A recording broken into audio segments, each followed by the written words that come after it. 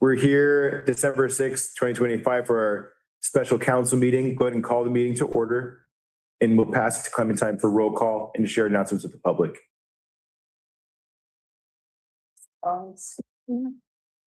Good morning. Councilmember Barber.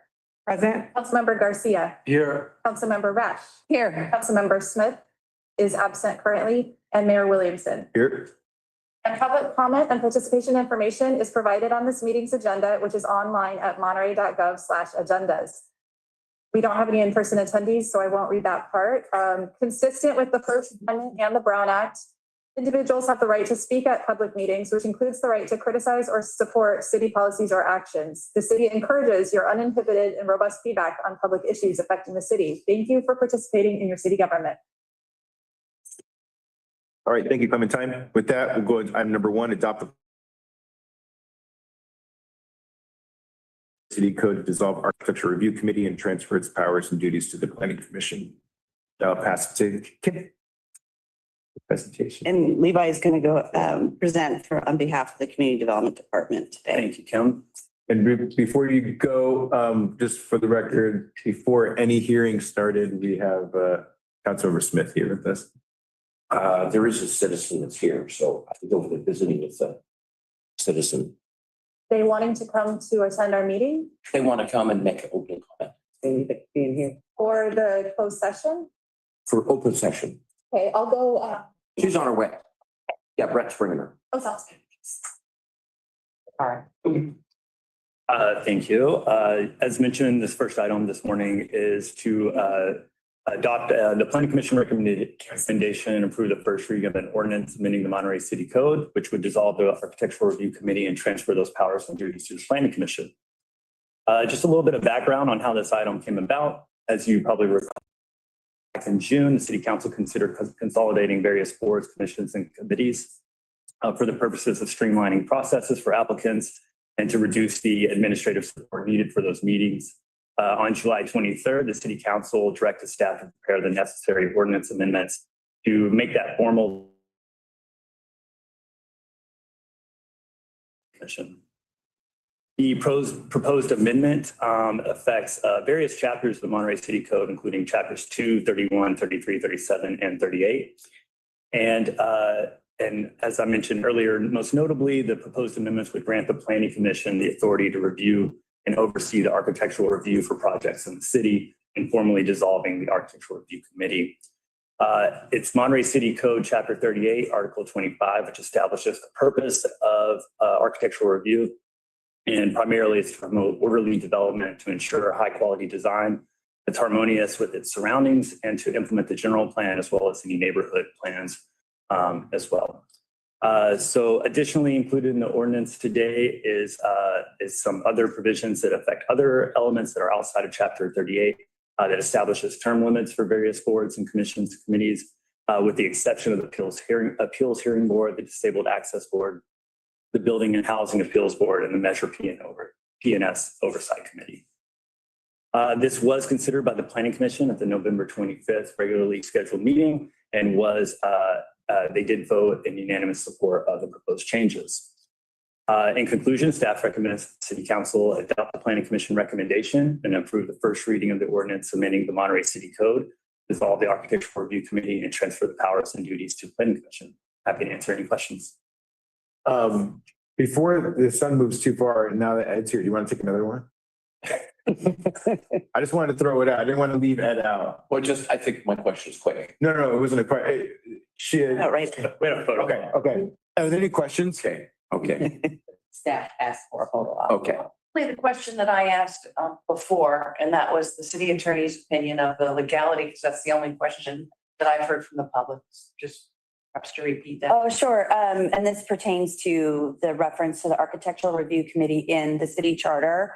So the Architectural Review Committee was created by the City Council by ordinance decades ago. It wasn't created by a vote of the people. So the importance of the reference to that committee in the charter is to have all the duties that that committee is supposed to do performed, and that is remaining intact. We're not abolishing the architectural review's role in connection with the charter provision. So for example, if we were to change the name of the Architectural Review Committee to XYZ Committee, that wouldn't be illegal. It's just changing the name as long as the functions are intact. And here, the functions have just been entirely transferred to the city council to protect the procedure that's outlined in the charter. It will have 2 hearings before the planning commission instead of just 1. But that protects the public's access to the process. So it's all fine. It's just changing the, it's like a name change essentially. Thank you. And my question was connected to that, but Sorry, real quick, Dr. Barber, and then you go. So really quickly, I've asked this before, so I just wanted to ask again, the ARC, the people who were originally on there have been contacted about this. They have. Okay. Yes, most of our members on the ARC have been reappointed to other commissions based on Okay. the actions of the last council meeting. Okay, I just wanted to be clear on the communication. Thank you. yeah, the question I had was related to what Jean was asking. And I know we had discussions a long time ago. It's explained here. It's clearly not a ballot measure because it was never a ballot measure referendum. It's always been by city action through probably in the 40s. Correct. Yeah, okay. And then the other thing is, how many remaining ARC members do we have? There are 2 Two. that were not reappointed to other commissions or committees. Right, okay. We Anyway. no longer have a quorum that exists. So the Okay. ARC, unless there are new members appointed, does not have a quorum. Okay, good. Mayor, that's the only thing I had. My only question is regarding the language for the term limits. Does that match the policy to council in that if there's not other applicants, that they can still reapply and fill those vacancies? Or do we have to include? I think it does say that. If it doesn't, I can change it to that, Okay, okay. to fill that. Yeah. I may have missed it, but okay. Okay. All right, that's it for me. With that, we'll go ahead and open it up for public comment. And so, do we have somebody that's tracking time? I will. Okay, perfect. So you can. And then where's the best? Oh, okay. Sorry, it's fine. I know. What's up, Julie? Good morning. It's the AC. Morning. Okay, city council.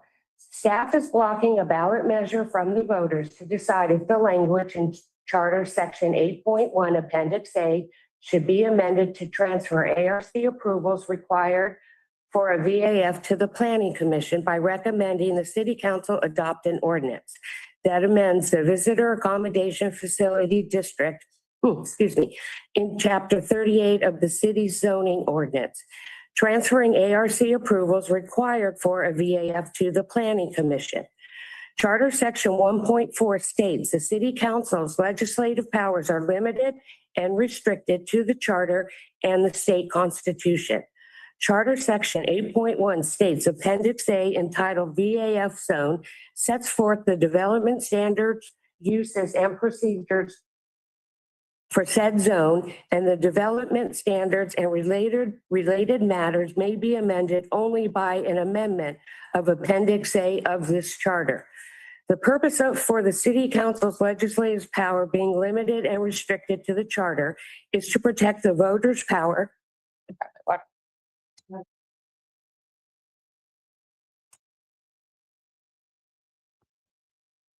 Purpose for the city council's legislative power being limited and restricted to the charter is to protect the voters' powers by precluding the city council from undoing what the voters have done without the voters' approval, and the adoption of an ordinance amending the VAF district, transferring ARC approvals to the Planning Commission, is telling the voters that a staff recommendation can undo what they intended and approved.